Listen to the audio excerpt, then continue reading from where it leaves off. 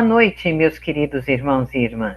Estamos muito felizes em darmos início a mais um Evangelho no Lar, programa elaborado e apresentado pelos estudantes dos cursos online do Lar Ismael, sob a supervisão do facilitador Irandi Protásio. Sejam todos bem-vindos. Jesus possa envolver a cada um de vocês e seus lares em muita luz, paz e alegria. Aqueles que quiserem, coloquem um copinho ou uma garrafinha com água para ser fluidificada pelos amigos espirituais. Dando início ao Evangelho de hoje, vamos convidar nossa irmã Ionara, que fará a leitura de harmonização e a prece inicial. Ionara? Boa noite, Silvia. Boa noite a todos. Então, vamos para a leitura. Crianças, vede, não desprezeis alguns destes pequeninos. Jesus, Mateus, capítulo 18, versículo 10. Quando Jesus nos recomendou não desprezar os pequeninos, esperava de nós não somente medidas providenciais alusivas ao pão e à vestimenta. Não basta alimentar minúsculas bocas famintas ou agasalhar corpinhos enregelados. É imprescindível o abrigo moral que assegure ao espírito renascente o clima de trabalho necessário à sua sublimação. Muitos pais garantem um conforto material dos filhinhos, mas lhes relegam a alma a lamentável abandono. A vadiagem na rua fabrica delinquentes que acabam situados no cárcere ou no hospício. Mas o relaxamento espiritual no reduto doméstico gera demônios sociais de perversidade e loucura que, em muitas ocasiões,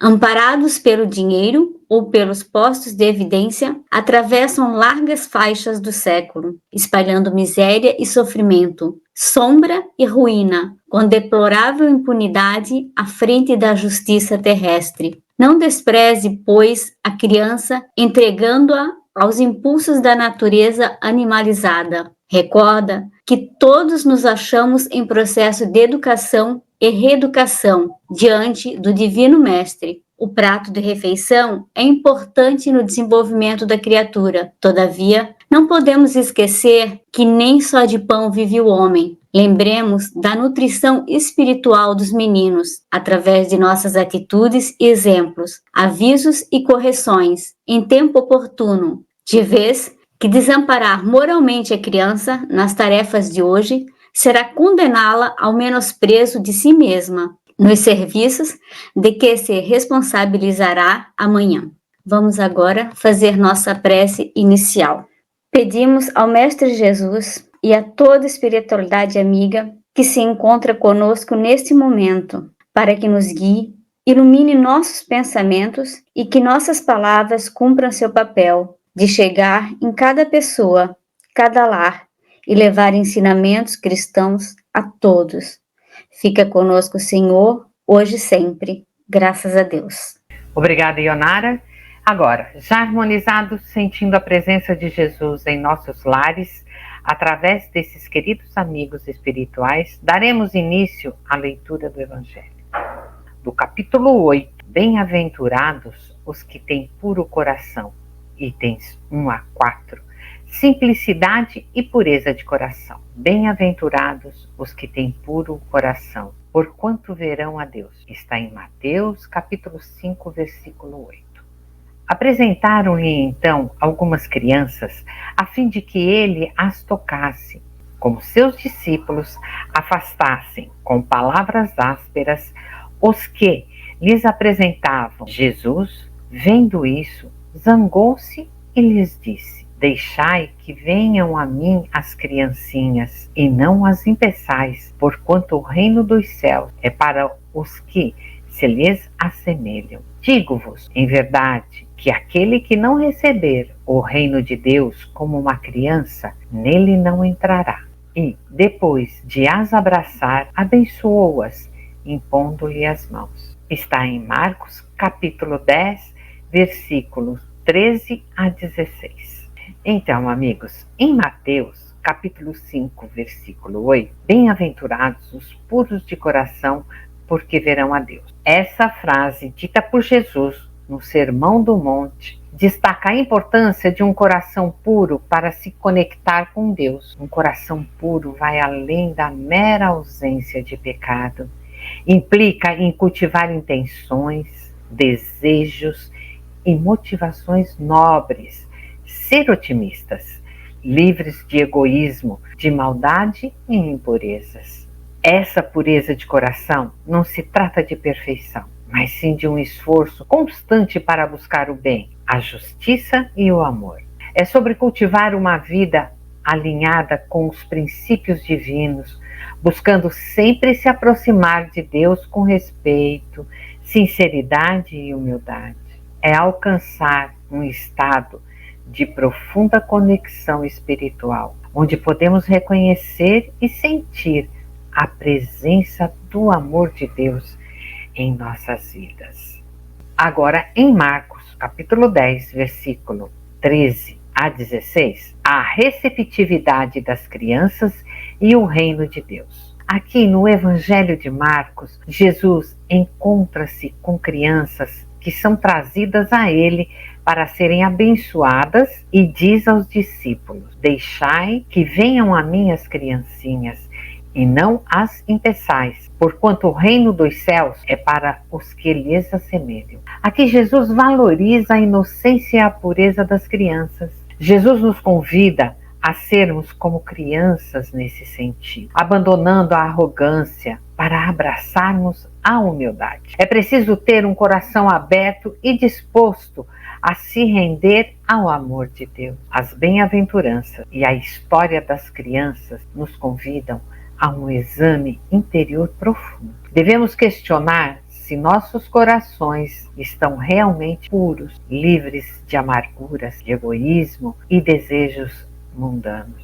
Um coração puro é a porta de entrada para uma vida transformada, plena da presença e do amor de Deus. Agora, Paulinho, por favor, dê continuidade na leitura do Evangelho para nós. Sim, Silvia. A pureza do coração é inseparável da simplicidade e da humildade. Exclui toda ideia de egoísmo e de orgulho. Por isso é que Jesus toma a infância como emblema dessa pureza, do mesmo modo que a tomou como o da humildade. Dando continuidade ao texto muito bem explicado pela Silvia sobre a pureza e simplicidade das crianças. Quando Jesus disse: vinde a mim todas as criancinhas, pois é delas o reino dos céus, e a todos que se assemelham, nos mostra com o exemplo e a simplicidade e a sublimidade das crianças, demonstrando a humildade que elas possuem, ambas inseparáveis, como os dons do coração, quais nos levam a caminhos longínquos, além do nosso plano terrestre. A infância representa a pureza sobre todos os aspectos. Assim disse Jesus aos seus apóstolos e a toda a humanidade, a fim de apressarmos na constante prática do amor, da fraternidade e benevolência, deixando de lado todos os sentimentos contrários à lei de Deus. Para compreendermos o significado da pureza de coração, faz-se necessário uma análise sobre nossas ações, sobre o nosso modo de vida, sobre os nossos pensamentos e vibrações. Buscar fazer o bem em quaisquer situações é um caminho. A prática do bem deve estar inserida em nossas ações diárias, se quisermos alcançar o mundo espiritual que Jesus veio nos anunciar. Vamos trabalhar com afinco e dedicação aos estudos do Evangelho, procurando compreender a necessidade de nossa evolução, nos preparando para este novo mundo. As divergências aqui neste plano, as dificuldades, os desencontros, as provas e expiações, são necessárias para essas conquistas. Temos que aprender e compreender que também é com elas que queremos galgar, passo a passo, o caminho de nossa evolução moral e espiritual. Motivo este pelo qual Deus nos criou. Então, vamos agir com simplicidade, humildade e com perseverança, assim com o gesto de uma criança. Ionara, você pode dar continuidade na leitura? Pois não, Paulinho. Vamos continuar então.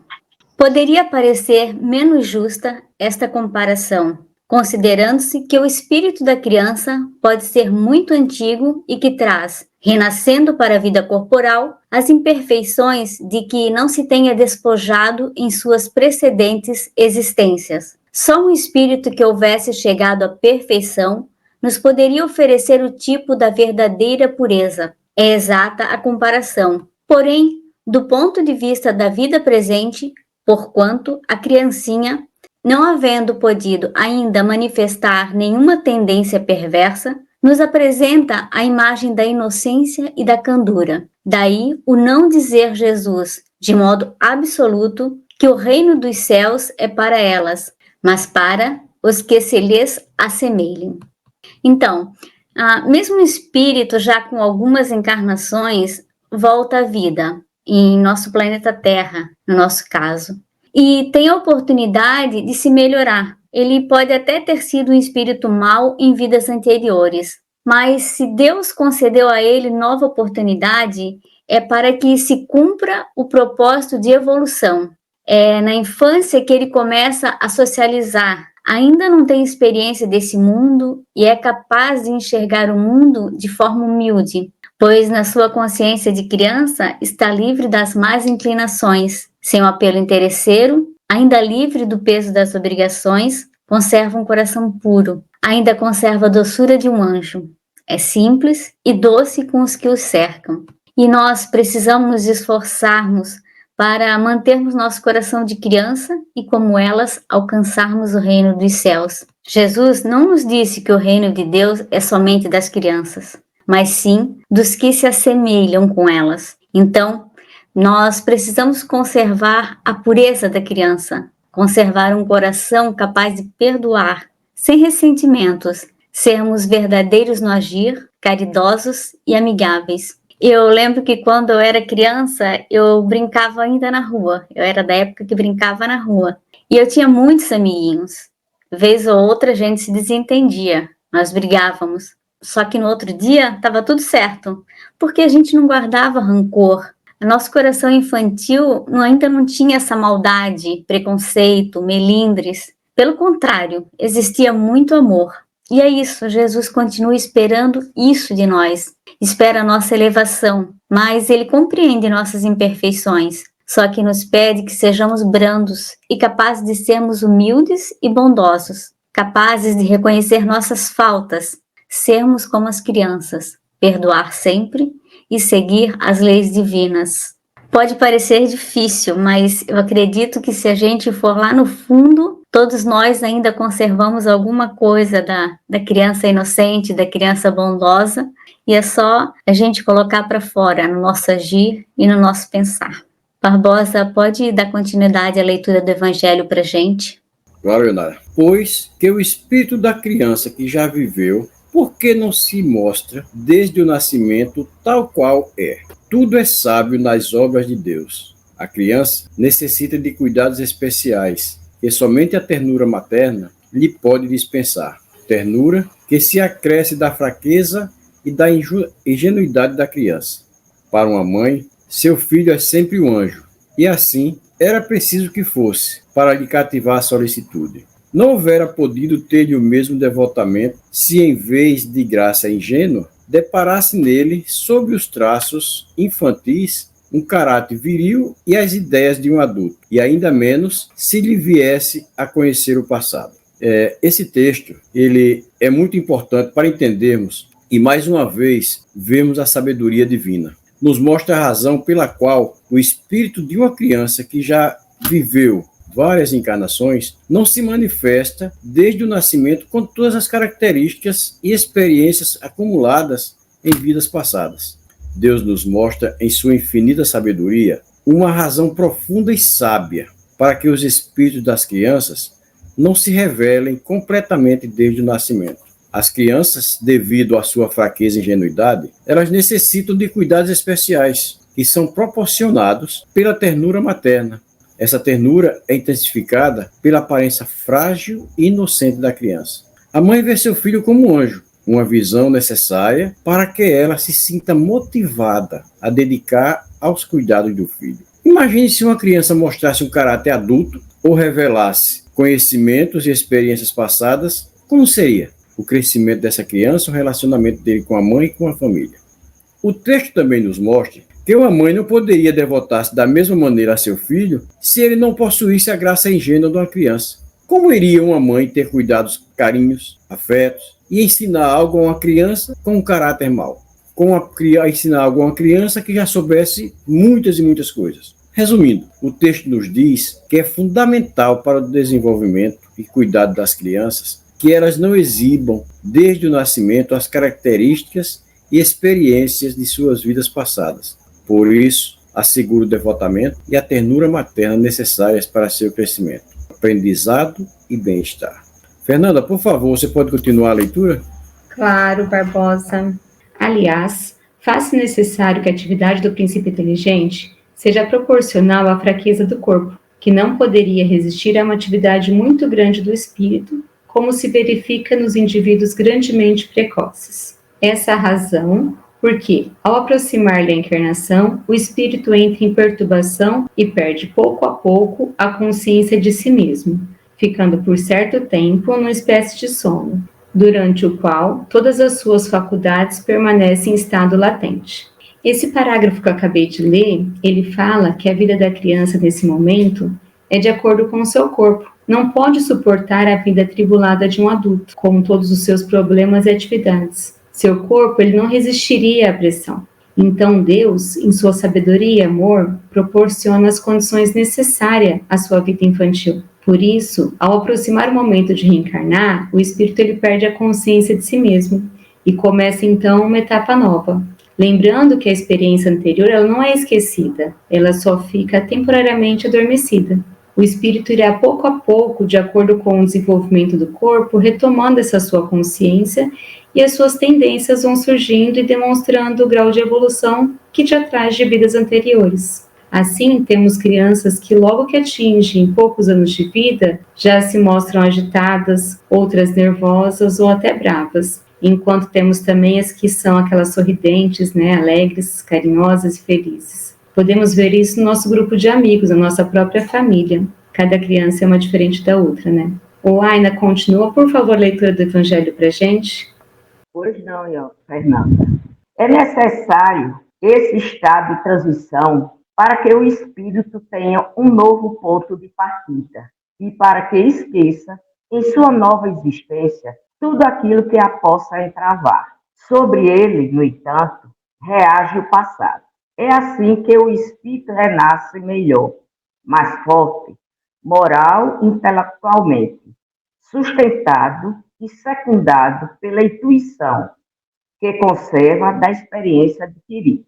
Bem, meus irmãos, como Deus é misericórdia e amor, Ele nos presenteia com uma reencarnação sem lembranças das vidas anteriores, sem nenhuma lembrança de nossas vidas passadas, porque já pensou como seria sermos amigos ou parentes de alguém que sabemos que em vidas passadas nos fizeram mal ou nós fizemos mal a este? Por isso que na nossa nova existência esquecemos tudo do passado que possa vir nos atrapalhar. Estamos aqui para evoluir. O esquecimento nos ajuda a isso. Embora não lembramos do passado, esse passado está gravado em nós. Ali estão nossos vícios, nossas fraquezas, e eles vão emergir pouco a pouco de acordo com o nosso desenvolvimento físico. É nessa fase infantil que nossos pais poderão nos auxiliar, nos educando dentro dos princípios, das leis de Deus, pois ainda não surgiram esses vícios. E quando tudo vai surgindo, já temos condições de evitar nossas tendências negativas, com coragem e vontade de vencer esses vícios que trouxemos do passado e lutar pela recuperação que precisamos conseguir. Como diz o texto do Evangelho, renascemos mais fortes, moral e intelectualmente, e auxiliado pelos amigos espirituais a vencermos as nossas tendências negativas. Realmente, Aina, seria difícil conviver com pessoas que nos fizeram mal ou que nós tenhamos feito mal a essas pessoas. Na literatura espírita, nós temos vários relatos de situações assim, vários exemplos de situações como esta que você acabou de falar. O mais conhecido é o caso de Segismundo. Em um relato feito por André Luiz, no livro Missionários da Luz, psicografado por Chico Xavier. Na obra, percebemos que Segismundo assassinou Adelino. Era um casal conhecido dele, e ele matou o Adelino com o intuito de ficar com a mulher do Adelino, a Raquel, porque ele tinha se interessado por ela, mesmo sabendo que ela era casada. O crime gerou graves desequilíbrio em todos os envolvidos no caso. Retornando ao mundo espiritual, tempos depois, e foram muitos anos, né, de preparação, de conversa, ele reencarnou como filho desse casal, como filho do Adelino e da Raquel. Então é muito interessante essa história e eu aconselho a quem puder acessar esse livro e ver essas e outras histórias. E essa história do Segismundo, né, eu coloquei aqui como exemplo, só para retratar exatamente o que você acabou de falar aí, o que você acabou de ler nesse trecho e o que você acabou de nos explicar. Irandir, você continua, por favor, a leitura? Muito bem.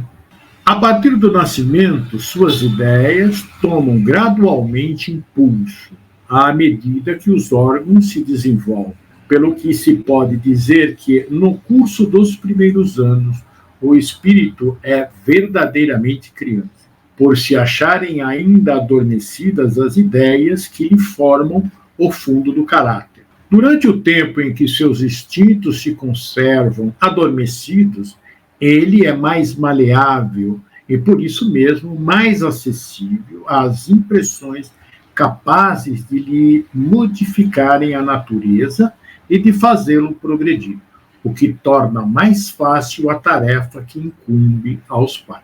O espírito, pois, enverga temporariamente a túnica da inocência, e assim, Jesus está com a verdade quando, sem embargo da anterioridade da alma, toma a criança por símbolo da pureza e da simplicidade. Bem, meus irmãos, esses dois parágrafos que eu acabo de ler vêm nos mostrar como é bela e perfeita a criação divina, que prevê os mínimos detalhes em toda a sua obra. Nós, como seres em evolução, criamos muitas dificuldades em nosso caminho. Deixamos que o egoísmo e o orgulho dirijam nossas vidas e tomamos decisões equivocadas que trazem dor e sofrimento para nós e para o próximo. E como já foi falado aqui, Deus nos dá novas oportunidades para corrigirmos o que fizemos de errado e assim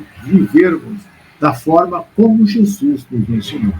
É muito belo esse momento em que renascemos com o esquecimento do passado, embora ele viva dentro de nós. Nesta fase infantil, como diz o texto, somos crianças. Nossas tendências estão adormecidas. Aí entra a beleza de como Deus trata com amor. Somos um ser novinho.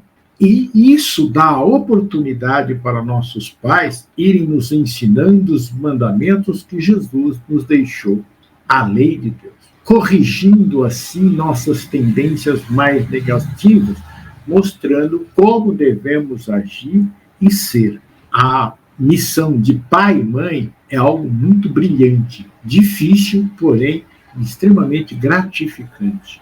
Mas não podemos agir como alguns pais que acham bonito a malcriação dos filhos, que permitem que eles façam o que quiserem, desde pequeno, falar palavrão, dar respostas ríspidas às pessoas. Não podemos agir assim, pois estaremos fortalecendo os pontos negativos que o espírito traz. Devemos aproveitar esta fase até os 7 anos para ministrar o que é bom. Nós vamos ministrar sempre, mas até 7 anos, dizem os estudiosos, que é o melhor período, é o período onde a criança está mais acessível. E aí nós vamos ministrar os bons exemplos, os exemplos morais, as lições de Jesus. Assim, nós formaremos um ser de luz. No estado de criança, talvez já um criminoso vil, que pode ser educado e se tornar um homem de bem. A candura, o aspecto angelical da criança, a inocência, nesta fase, foi o que fez Jesus dizer que devemos nos assemelhar a elas, sem maldade, melindres ou preconceitos. É um ser lindo que embriaga os nossos sentidos pelo seu cativário. Silvia, você pode então dar sequência ao nosso evangelho? Bem, meus irmãos, chegamos ao final do nosso evangelho e vamos convidar nosso irmão Barbosa para fazer a prece final e a fluidificação das águas. Mestre Jesus, mais uma vez estivemos aqui reunidos em teu nome para mais uma realização do teu evangelho. Te agradecemos por mais esta oportunidade de levarmos tua palavra a outras pessoas. Agradecemos a espiritualidade amiga, aos irmãos que estão conosco em seus lares, carros e trabalhos, nos ouvindo ou vendo-nos. Peço-te, Mestre amado, que fluidifique esta água, com cura para nosso corpo e nossa alma. Que assim seja, graças a Deus. Agradecemos a todos os participantes do Evangelho e a todos aqueles que estão nos acompanhando em seus lares, e lembrando que este programa ficará gravado no canal do Lar Ismael no YouTube e você poderá assisti-lo quando desejar e também enviar aos seus parentes e amigos. Afinal, divulgar a mensagem de Jesus é um ato de caridade. Jesus nos abençoe. Até a próxima segunda-feira, às 18 horas.